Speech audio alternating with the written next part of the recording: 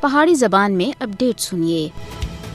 مقبوضہ جموں کشمیر وچ کشمیری عوام کو اپنے حق خود ارادیت کے مطالبے دے اتنے بھارت سخت غصے اور ظلم و بربریت کا نشانہ بنا رہا ہے۔ ادھر تعینات بھارتی فوجی مطالبہ آزادی تھی کشمیری عوام کو ڈکنے دے واسطے بڑے پیمانے دے اتنے گھراں دے اتنے چھاپے مار کے لوگوں کو گرفتار کر رہے ہیں۔ آزادی دا مطالبہ کرنے دے اتنے عمر و جنس دا لحاظ کیتے بغیر کشمیریوں کو بے رحمی تھی قتل کرنے دے علاوہ تشدد اور تذلیل دا نشانہ بھی بنایا جا رہا ہے۔ بھارت مقبوضہ جموں کشمیر وچ کئی سالاں تھی رائے شماری نہ کروا کے اقوام متحدہ دی قرارداداں دی لگاتار خلاف ورزی کر رہا ہے۔ کشمیری عوام مقبوضہ جموں کشمیر وچ استواب رائے کروانے دے واسطے تاریخ دی لازوال اور عظیم قربانیاں دے رہے ہیں۔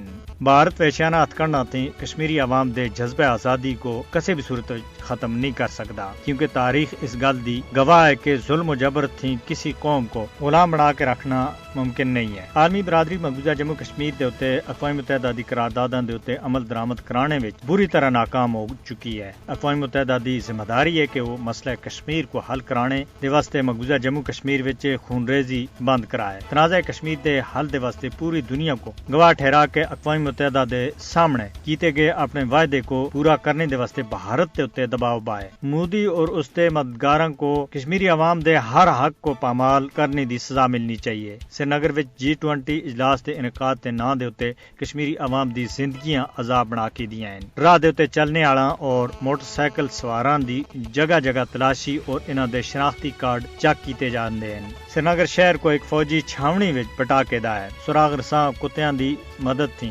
تلاشیاں دا دائرہ اور زیادہ بدا کے دا ہے۔ رات تا گشت بدانے تھی علاوہ جھیل ڈل دے پانیاں دے اتے بھی پیرا بٹھا دیتا ہے۔ نام نیاد G20 اجلاس کشمیریاں دے واسطے کسی عذاب تے کاٹ نہیں ہے۔ کل جماعتی یورت کانفرنس سن پہلے ہی 22 مئی کو G20 اجلاس دے خلاف کنٹرول لینڈ دے دوئیں پاسے ہڑتال کرنے دی اپیل کیتی ہے۔